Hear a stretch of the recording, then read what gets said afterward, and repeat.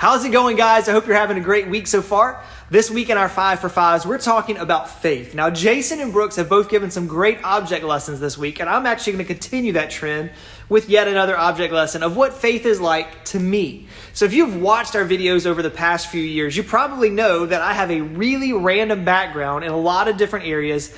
What you might not know, though, is that I was actually a high ropes instructor at a summer camp in North Carolina during one of my summers at Clemson. I spent most of that summer hanging around in trees and working a massive climbing wall that we had on property. It was a blast. I loved that summer. And when I got back to school, I kept that love for climbing, rappelling, and my roommates, they shared that with me as well.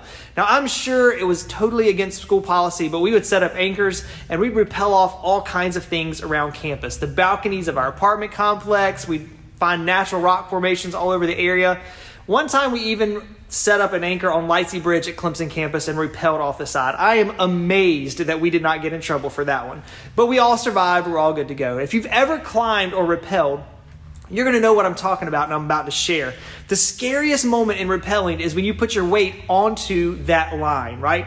You have backed up to the edge and your legs have supported you as far as they possibly can. And that exact moment, you have to trust something other than yourself. You have to trust your anchor, your knots, your harness, and your brake hand to keep you from a nasty fall, right? I don't care how many times you have rappelled, there is still a moment of hesitation as you transition from your weight from your legs to the rope, right? And when I think of faith, I think of that same feeling. We are relying on something that is outside of our control, and it can really be scary. Hebrews 11:1 says, "Now faith is the assurance of things hoped for, the conviction of things not seen." And that is exactly what that feeling is like, right?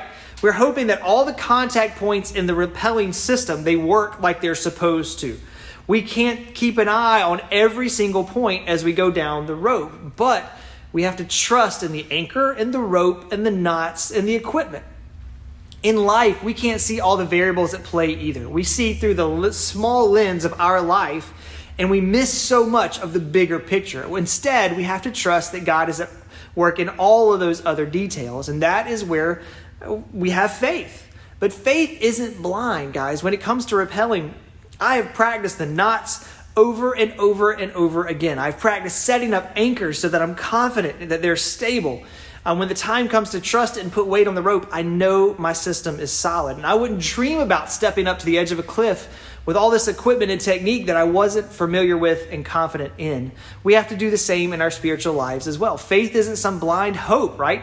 It's a hope that is rooted in the truth of God's word and who it says He is, and is practiced in daily spiritual disciplines so that when the time comes for us to step out into something unknown, we have familiarity with the one who is calling us out into that uncomfortable season or scenario, right?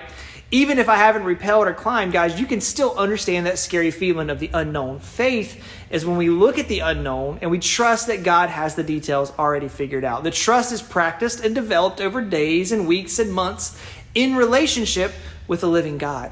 Guys, if you're facing something scary right now, have faith that God is at work. And even if you haven't practiced those skills recently, guys, you can start right now. So have a great week, guys, and we will see you all real soon.